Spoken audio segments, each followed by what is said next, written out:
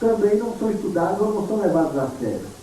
E as pessoas embarcam na psicologia vulgar e começam aquela história de isso é imaginação ou não é imaginação? Isso eu tirei da minha cabeça, mas onde é que está a sua cabeça? Entre as pernas?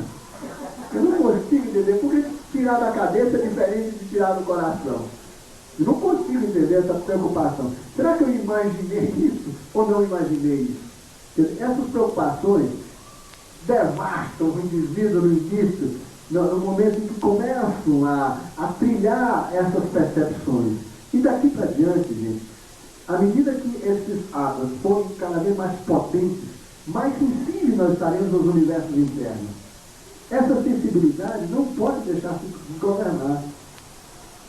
Nós precisamos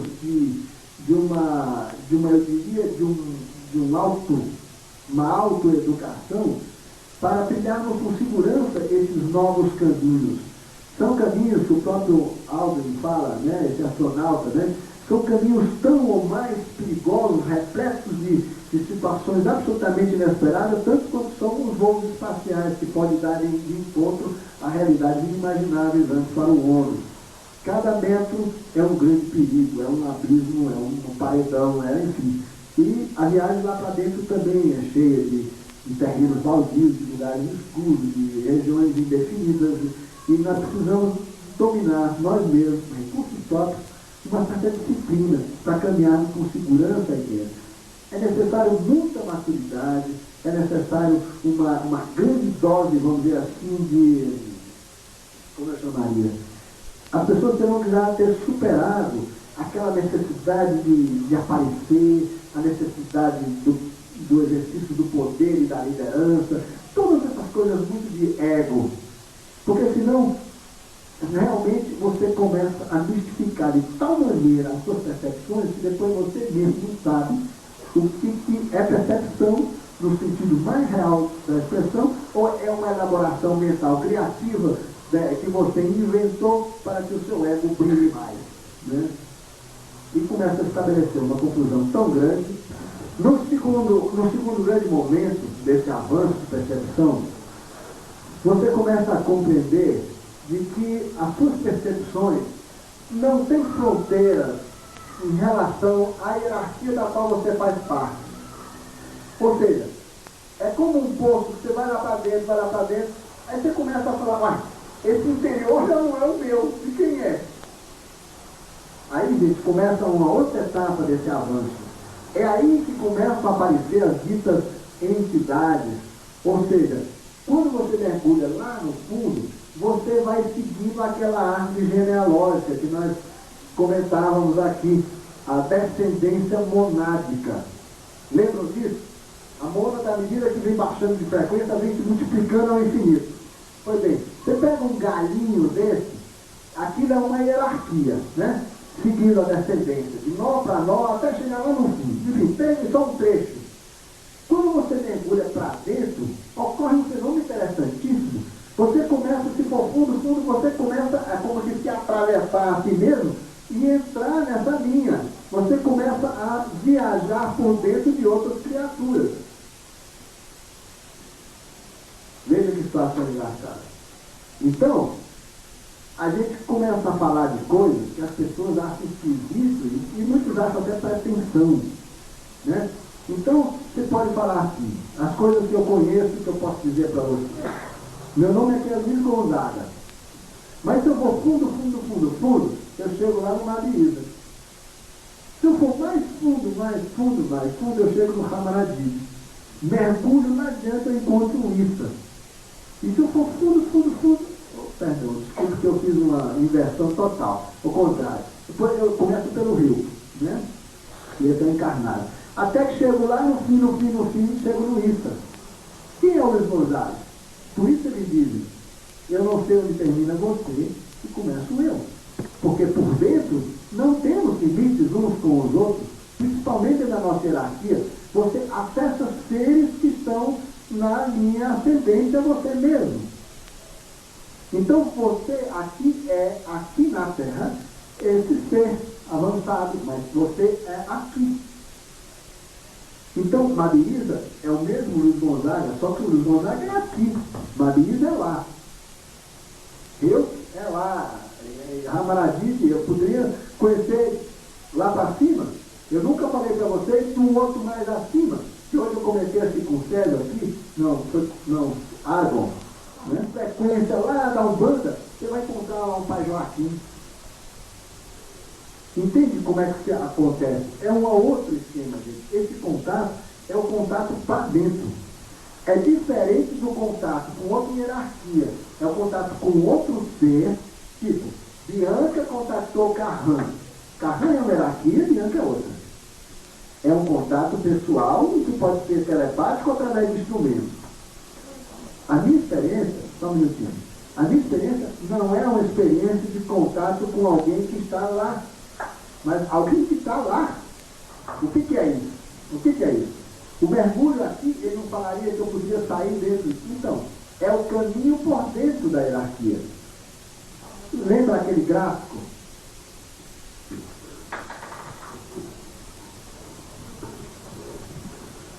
Aquelas linhas assim, pá, chegava aqui, bifurca.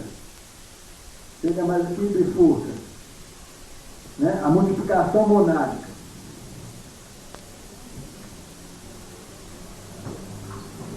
Aqui, por exemplo, plano físico na Terra.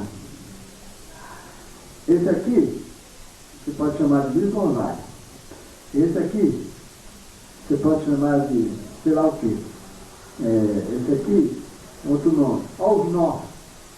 Né? A desenvolvimento dessa capacidade de caminhar através da hierarquia é o contato lá para dentro. Esse contato, gente, é que é o contato vital e verdadeiro. É só esse contato, na verdade, que existe e que vai ser determinante para o fenômeno da religação. Não se trata apenas da humanidade encontrar-se com interplanetários. Esse contato, que é o conceito comum de contato, quer dizer, o encontro com interplanetários, a Terra vai saber que existem homens no universo inteiro, outros planetas habitados, esse é o contato menos importante, é o que vai ser resultado. Esse tem que acontecer primeiro. Quando nós chamamos aí, em tantas correntes, o contato com o eu, o contato com o Cristo interno, isso tudo, gente, não é o contato com a mônada. Você não pode falar o contato comigo mesmo. Essa expressão não tem sentido. Você é você. Como diz o mineiro lá, eu sou eu. Não tem jeito. Olha, o contato com o eu, dito superior, o Cristo interno, é esse contato. Você pode chegar a supremo da hierarquia de todo o universo do reino humano. Se for um dia capaz, chegar lá. Esse é o retorno à casa do Pai. É uma capacidade de mergulho interno tal que você chega no princípio. À medida que ele avança aqui, ele salta no plano físico para um outro nível de frequência, entende? Note bem, quando a pessoa está no plano material, esse mergulho para a terra, para o interno, tem limite. Entende? À medida que ele avança nas suas sucessivas encarnações, ele vai podendo mergulhar cada vez mais fundo. Portanto, ir a níveis cada vez mais profundos da sua parte hierárquica. Até que um dia se completa esse processo inteiro. Né? Mas ninguém pode realizar sozinho, o que depende também da realização do coletivo. Porque a partir de um certo momento, você já não é a Teresa não sei de Gávea, não sei de onde, você já é a humanidade inteira. Né? Então nós temos que ter essa atenção. Agora, Hilke é um intra, né? A manifestação dele, né? A roupa dele, né? Hilke é um intraterrestre. Aonde é que ele está? Os caras me falaram que tem 12 sujeitos. Não, aí eu vou falar de coisas que não devo por enquanto. Aí, deixa eu falar. O Rio é um cara aqui, ó. É um intraterrestre que, como eu, por exemplo, estou encarnado, ele também está encarnado. existe uma relação minha com o eu que se dá através de Madhiguisa. Entende? Não, tá me embolando tudo. Hã? Me embolou? Tudo. O rio que é um baixinho encarnado, que tem nave e vive aí por debaixo. Onde é que fica? Pelo amor de Deus, não vou dar Aonde é que ficam? os mentores, os anjos de guarda e os amparadores. Pronto. Coloca aí. Enlouqueceu. Me ajuda aí. Não, aí sim, vou dar. Nossa, Vamos falar. Gente, depois eu falo. isso aqui é hierarquia. Isso aqui é hierarquia. A turma da hierarquia aqui, você usa essa palavra, mentor, ou como alguns preferem, instrutor. Tá? Agora, quando nós falamos de guia, todo esse tipo de coisa, é outro lance. Seres humanos do reino etérico astral que estão coordenando, ajudando a reencarnação de um indivíduo aqui. É outro lance. Veja que são duas coisas muito diferentes. Aqui você tem um sujeito, vamos desenhar um bonequinho aqui. Né? Uma coisa é a ligação dele com o céu. Né? A ligação dele com o céu, ele está em contato com o mentor ou com o instrutor dele. Portanto, é a faixa dármica da hierarquia. Aqui ele realiza a missão. É por onde vem o comando Zutzi. Tá? Aqui nós vamos representar a dimensão telúrica existencial. Esse umbigo aqui é que é patrulhado por 3 indivíduos principais e 4 secundários. Todos nós temos o que nós poderíamos chamar comumente de guias que periodicamente mudam. De mais ou menos de 7 em 7 anos. Mudam alguns e às vezes mudam todos. Depende do processo de cada indivíduo. Aqui você tem 3 mais importantes e tem 4 secundários. Eles estão vinculados, cada um normalmente, à atuação no nível energético seu. Mas note, são 3 mais importantes. Né? Esses demoram a mudar. Esses aqui mudam. Tem um aqui, que pode ser esse aqui ou esse aqui, conforme o nível de avanço do indivíduo, às vezes até o estado de saúde dele, até mental, é que é responsável pela intermediação do fenômeno mediúnico da incorporação. É o seu guia de terreiro, né? Você quer chamar o que você quiser, também o seu nome direito. Essa entidade aqui é aquele que, vamos dizer, permite uma relação mediúnica com você. Ele é a sua porta para isso. E ele então vai intermediar, eu vou passar para cá. 3 entidades. Uma entidade, ela é aparentemente inoperante e não faz parte do processo. É uma entidade, vamos dizer, puramente energética. É o transformador de voltagem. Transforma 120, 110, 110, 220. Tá. Essa é uma entidade de auxílio. Né? Tem aqui a entidade médium,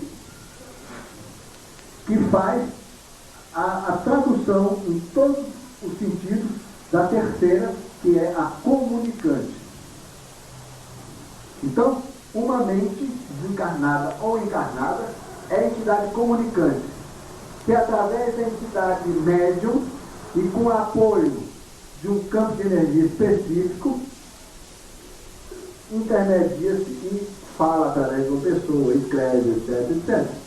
É uma incorporação mediúnica astral. Né? Toda essa fenomenologia só ocorre quando há uma proteção de outras entidades que controlam um campo maior onde os fenômenos estão ocorrendo. São de outra natureza e podem, inclusive, também contar com o auxílio de animais ou plantas dos reinos sutis ou chamados elementais. Né? Aqui também no campo de proteção pode entrar intraterrestres, com ou sem corpo físico. Aqui é proteção do fenômeno mediúnico, por exemplo, do local onde ocorre a experiência mediúnica. Né? Essa entidade comunicante é o que profere conteúdo. Esse é o que é médium, porque assim como tem que ter um médium no plano físico, tem que ter a entidade médium aqui. É esse camarada aqui que dá a conotação da comunicação, a roupagem, por exemplo. É aqui que estão essas nomenclaturas, tipo preto velho, índio, caboclo, ET, parará, qualquer roupagem. É esse aqui que dá a roupagem. A entidade comunicante não é um preto velho. Ela não fala como um preto velho. E essa entidade não é um preto velho. Pode ser inclusive um interplanetário. Mas ele assume uma imagem adequada para o processo de comunicação. Quem dá a forma da linguagem é esse camarada. Normalmente depende das qualidades dele e desse, né? Normalmente essa relação aqui é muito estreita. É muito estreita. O que é comum é que essa entidade já tenha passado em algum momento por essa situação aqui. Né? Nós temos sempre dois guias que mudam muito frequentemente na vida. Às vezes até com o humor da gente. É incrível que se afasta e se aproxima outra. Né? São duas valetas abertas que nós temos, que é ligado ao nosso chakra esplênico, né? E o chakra... Não, Kundalini e esplênico, né? São os dois. Você trabalha numa faixa de magia, você está trabalhando com um guia. Pode ser barra pesada, chakra é Kundalini, fundamentalmente é a energia mais poderosa, mas baixa frequência. Ou então, na linha astral, que é essencialmente esplênica, né? É uma fenomenologia toda centrada no chakra esplênico, né? Claro que tem uma relação conforme o nível, né? Muito com o cardíaco e com esse daqui. Ou com outros chakras secundários vinculados a esse sistema, né? Redução à psicografia, a psicofonia, a clareaudição e outros fenômenos mediúnicos de comunicação. Isso aqui é um quadro, entende? O que nós estamos falando aqui está relacionado a isso aqui, a ligação kármica. Isso aqui é kármica, é o indivíduo encarnado com sua infraestrutura espiritual de acompanhamento. Aqui é outro lance, aqui é a sua descendência, é o seu pai, seu avô, quer dizer, aqui é a sua espinha dorsal espiritual. Entende? Hã? Não. O que você chama de aparadores estão aqui, ó. Os aparadores são essencialmente também kármicos. Essa turma que segura sua barra, que bota no caminho de novo, que cobra o que você prometeu. É a turma que de alguma forma orienta, cuida de uma série de aspectos. Né? Uma série de aspectos. Esse fato de ser exatamente 7 dias tem alguma relação do homem com chakras? Da... Tem, claro, e com chakras. São 7 chakras, eles operam nas frequências da mesma cor. Mesma cor, né? Cada um tem uma cor de pedra, uma cor de perfume, todas influenciam isso aqui, né? E note bem, gente, embora sejam duas as entidades que estão vinculadas ao processo de ordem mediúnica, no fenômeno, tudo isso concorre para o sucesso dele. Quando o sujeito está muito densamente ligado à matéria, por exemplo, através de nível de toxina muito elevado no organismo, ele perde a relação do fenômeno mediúnico com isso aqui. Resultado, ele aumenta a interferência dele, ego, no processo. Aí começa a dizer besteira, né? E um monte de gente guia as suas vidas, muitas vezes, sofrendo toda sorte de situações, porque a intervenção do médium é elevada. Né? Então, para termos médiuns de grande pureza, são grandes canais para comunicadores de alto nível, nós precisamos médiuns de alto nível. Essa entidade de alto nível. Né? Quando começa a ver aqui, por exemplo, todos os fenômenos vinculados, vamos supor, a ingestão de bebida, ao cigarro, ao fumo, as coisas que são características em alguns setores da Umbanda e na Quimbanda, etc. Né? Esses são sistemas energéticos que os médiuns precisam para transformar isso em ectoplasma, e que um processo disso aqui é isso. Você vê pessoas que não fumam e que não bebem, tomam grande quantidade de álcool e não se bebedarem. Né? Podem tirar a camisa com 0 graus de temperatura ao relento, incorporar, bater o fuminho, etc. Depois, quando termina o fenômeno mediúnico, tem que agasalhar rápido, porque senão a pessoa morre. Né? Ela não sente frio durante o processo. Olha aqui, é essa entidade que mantém o nível energético do médium.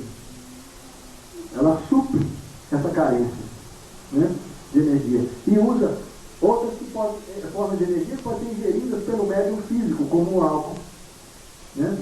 Ou outras substâncias decorrentes. Por exemplo, o ato de fumar libera ectoplasma, e não por dentro da gente, mas por fora. E é captado por aqui e volta de novo para o sistema. É um tipo de energia que se forma para produzir, atender às necessidades desse processo de intermediação. Textos trabalham com isso há muitos e muitos e muitos séculos ao longo, desde quando eles se afastaram.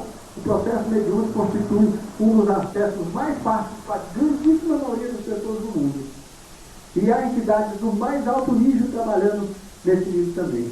Mesmo em lugares dos mais humildes, há seres de grande envergadura trabalhando. Como tem também muita baixaria aqui. Por quê? Quando esse médium não é um indivíduo de grandes capacidades espirituais, essa entidade também não é. Quando o negócio baixa mesmo aqui, sabe quem é essa entidade aqui? Ou mesmo a comunicante? Um desencarnado. Aí dançou, né? Dançou porque o desencarnado que comunica é tão ou mais grosseiro do que o próprio médium, né? E são capazes das maiores manobras, inclusive falar que são extraterrestres. Não, aqui é o imperador da China, da dinastia não sei de quando, e um monte de outras coisas, né? Por isso é fundamental que nós tenhamos muito discernimento para trabalhar com isso. Eu não sou contra absolutamente. Eu mesmo sou uma pessoa que sempre quando posso estou conversando com o preto velho, o caboclo, deixando. Mas como eu levei muito na cabeça com o tempo, eu comecei a querer me instruir para saber o que ocorria. Por que muitas coisas que eles diziam não batiam, por que muitas vezes eles determinavam certos fatos que não ocorriam, ou então sofríamos uma certa pressão ou ameaça à nossa mudança de comportamento. Então comecei a perceber muitos valores humanos, né, que não batiam muito, né, com níveis elevados de orientação espiritual, que absolutamente não determina o caminho para ninguém, pelo contrário, estão sempre trabalhando nesse nível da liberdade do indivíduo de fazer o seu destino. Então eu acho que nós precisamos estar muito atentos. É um recurso válido, né, muito mais avançado do que muitos outros que estão por aí, mas eu acho que precisamos ter um cuidado extraordinário com isso. Um caminho seguro, embora sob certos aspectos muito difícil, mas é mais aquariano, é o caminho por dentro. É o da autogoverno, da autogestão. Aqui é um guru, não deixa de ser. Aqui é alguém que tenta me orientar através da perspectiva karmática. Aqui é a orientação que te dá a liberdade de errar até sempre, até descobrir o seu caminho. Porque é o caminho da hierarquia, é o caminho dármico. Mas você recebe, por exemplo, no seu caso, você recebe estudos, você fala que são os espíritos, você recebe como se por dentro, mas como se fosse um outro seu, você se reconhece naquele que está emitindo também. Aí o fenômeno é interessante. O fenômeno é muito mais curioso do que você imagina. Quando você começa a entrar em sintonia com essas percepções de profundidade, você chega ao interior dessa criatura aqui de cima, por exemplo, né? Porque ela, inclusive, tem capacidade também de baixar a frequência, para você acessá-la mais fácil, né? Então, note bem, quando você chega ao interior desse indivíduo, você começa a ter acesso ao conhecimento que ele tem, né? Por que já me aconteceu dar uma conferência para biólogos sem entender nada de biologia? Né? Eu entendi de arquitetura, é a única coisa que eu entendo tecnicamente. Mas eu pude falar e trabalhar com muitos conceitos que eram da área, porque eu estava trabalhando aqui. Eu já me vi dando uma conferência uma vez, foi aqui em Belo Horizonte mesmo, lá ali no comecinho da João Pinheiro, Escola de Direito, contei isso há muito tempo, Sérgio, né, Sérgio? De repente, quando eu olhei, eu estava lá no Luiz Gonzaga dando conferência e eu fora dando a conferência. Ou seja, quem estava trabalhando com o meu veículo, com o meu corpo, era esse nível. Não deixava de ser o Luiz Gonzaga, mas era a hierarquia. Entende? É diferente do processo mediúnico. Isso aqui, Pietro Baldi chama da voz interior, da voz remota. Quem lê Nouris de Pietro Baldi vai entender esse processo de comunicação em detalhes num livro maravilhoso dessa grossura. Mas antes deve ler a grande síntese do mesmo autor. Depois leia Nouris, Aí é a voz interior. Dita também voz da consciência, né? No uri. No ure. Desse jeito aqui, ó. Agora, pelo caminho O outro é a grande síntese. Pietro Ubaldi. Italiano maravilhoso. Esteve no Brasil umas 2 ou 3 vezes. que a gente fumando e bebendo, ele tende a ser um método batido, porque aqueles 3 quilos já. Então, o que a gente pode questionar dessas práticas, talvez até urbana mesmo, essa deve ser o indivíduo tem consciência própria. Agora é importante também você manter uma certa, como que eu falo, não ser tão rigoroso nesse juízo. Eu vou te dizer como em certas situações não se pode fazer. Note bem, você mesmo nesse nível superior, quer dizer, os seres que estão encarnados na energia dessas oitavas maiores aqui, e que não deixa de ser uma extensão, e você é uma extensão deles, e eles são uma extensão de você, ele pode se fazer ver como entidade comunicante. Mesmo que o médium não corresponda à expectativa, você pode falar consigo mesmo através de um médium. Tá? Isso já me aconteceu com uma médium chamada Sandra Cronenberg. Eu tive excelentes experiências mediúnicas com ela, conversando comigo mesmo, né? Mas na verdade eu estava falando com um nível de percepção maior, né? Que era justamente Madeira. E se manifestou com a forma de uma entidade urbana. Né? Hã? 28. Porque que tudo é em oitava, né? Você pega o piano e faz dó, né? Uma oitava adiante é o mesmo dó, né? Só que numa frequência mais elevada.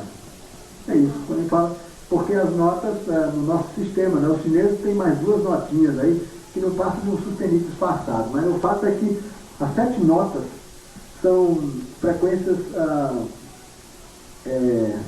quem vai me ajudar na física aí, que eu esqueci o nome, harmônicos, né? Teoria dos harmônicos, né? Nós dá uma olhadinha no teu livro de ginásio, lá que você acha a teoria dos harmônicos, e vê por que a escala sonora tem 7 frequências que elas são distintas, né? E elas têm uma progressão. Exatamente. Então, a cada 7, na oitava se repete a mesma frequência, né? Ou a mesma onda numa frequência mais elevada, né? E o universo inteiro tem essa realidade, é uma coisa incrível, né? Então, quando você fala que eu estou aqui numa oitava e esse cara está numa outra oitava acima, quer dizer a mesma coisa, um teclado de piano, se você quiser entender assim, né? Esse cara encarnou uma oitava elevada e eu encarno uma oitava abaixo dele, né? Eu sei que existem outras aqui no meio, mas são entidades, são notas que não estão em sintonia comigo. Por exemplo, olha só como o teclado de piano ajuda para entender. Se eu for o dó, aqui está o outro dó. Mas entre esse dó e esse, o ré, mi, fá, sol, lá, si, com quem eu não me comunico. Né? Nesse mergulho interno aqui, eu só vou encontrar a guarida do meu mergulho no próximo dó. Entendeu? Como é que funciona o negócio? Bom, é assim que ocorre. Agora, o curioso é que o rio, esse camarada aqui, ele está encarnado, é contemporâneo meu, né? Domina a tecnologia avançada e vive lá por baixo. Ele é um ET. E tem outros caras que eles falaram que eu iria conhecer pessoalmente, porque estão encarnados também como eu. Todos nós, isso aqui não é privilégio de Gonzaga, pelo amor de Deus, todo mundo está nesse esquema. Meditou em casa, se você vai fundo, vai fundo, vai fundo, e de repente você vê assim uma paisagem maravilhosa. De repente você está visitando o planeta do carinha que está aqui em cima. Isso não é imaginação. O que você precisa é exercitar esse processo para começar a ter pureza de visão, para que não haja ruído, sinais estranhos no processo, para que a química cerebral esteja perfeitamente dominada, para você começar a ter percepções de ordem superior e ter certeza, porque, olha, quando eu saio daqui para cá, eu sinto um perfume. Quando eu venho mais fundo, muda o perfume. Eu sei qual é a entidade, em que nível que eu estou de percepção. E cada um trata basicamente de temática, tem uma linguagem específica. E não dá para misturar. Só vivendo a experiência, e não tem nada de excepcional. É uma coisa absolutamente simples. O que acha que a gente não sabe como dizer para as pessoas como fazer. Não tem nada de especial. Vamos lá. Você sabe, é preciso voltar para dentro de si mesmo para obter a resposta. Você vai fazer sempre em alfa para poder conseguir isso? Olha, eu não sei se é o suficiente alfa. Eu já fiz umas provinhas lá no Rio de Janeiro com os aparelhos, eu entro alfa em 3 segundos. Em quase qualquer situação, é um negócio impressionante. Eu não sabia que eu era tão rápido. Eu descobri isso depois, lá naqueles testes no Rio. 3 segundos eu entro em alfa. Mas por quê? Por que eu estou treinado? Porque eu trabalho na área de arte, arquitetura, eu aprendi. Qualquer atividade criadora, gente, você entra em alfa. No momento que você está naquele instante da criação em arquitetura, ou está bolando um símbolo, está trabalhando com qualquer fenômeno criador, você entra em alfa. O normal é que quase ninguém exerce atividade criadora. Guiar carro não é criador, cuidar de menino não é criador, nada, quase nunca a gente exerce atividade criadora. Então ninguém sabe o que é entrar em alfa. Quando entrar em alfa é apenas aquela atitude que tem um pintor diante de um quadro vazio, ou escritor diante de um papel limpo, ou arquiteto diante de um programa de trabalho funcional. Entende? Quer dizer, mas eu acho que não é o suficiente. Eu tenho um truque, e eu posso até falar para vocês. Um truque. Eu vou na minha infância. Foi quando começou. Então, eu faço uma espécie de uma regressão consciente, né? Eu vou na minha infância, me imagino aquela criança de 7, 8 anos, lembro do meu universo de sentimentos, principalmente os sentimentos de ordem mística, profundo, que toda criança tem, que nós todos temos que resgatar, não podemos perder isso, gente. Essa beleza interior de criança que nós somos, é maravilhoso isso. Não podemos perder isso, não, e a gente tende a esquecer isso. Nós temos que nos relembrar sempre disso. Então eu vou lá, eu passo até pela minha primeira comunhão, que foi um momento muito importante na minha vida, né? Pelo simbolismo que eu acreditei àquela experiência, que para mim foi sempre uma coisa muito bonita. Então, quando eu estou naquelas passeios lá pela minha infância, e vou no lugar onde as experiências começaram, eu começo a me sensibilizar profundamente. Aí é esperar, porque eu não sei conduzir o processo até se dar o mergulho. Ele vem na hora que vem. Muitas vezes eu nem estou preparado e vem, né? A experiência de clarividência se desenvolveu e ela independe desse mergulho interior, entende? Porque aí já se trata de outro fenômeno. A clarividência não é necessariamente isso aqui. É que você, como indivíduo, começa a ter recursos disso extrasensoriais. Então você pode fazer com que a sua mente, por exemplo, perceba realidades que ainda estão inacessíveis.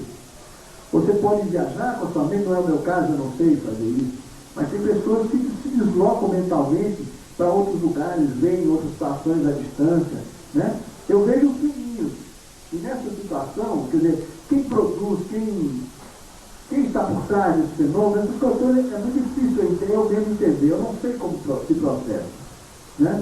Mas, por exemplo, quando eu estou conversando com vocês, eu sinto perfume, às vezes do Madre Isa predomina, depois do Ramanatide, às vezes no início eu não sinto perfume nenhum, né? Raramente do Issa, mas então eu sinto em que nível de profundidade eu estou me expressando. Entende? É simples a coisa, não tem nada de excepcional.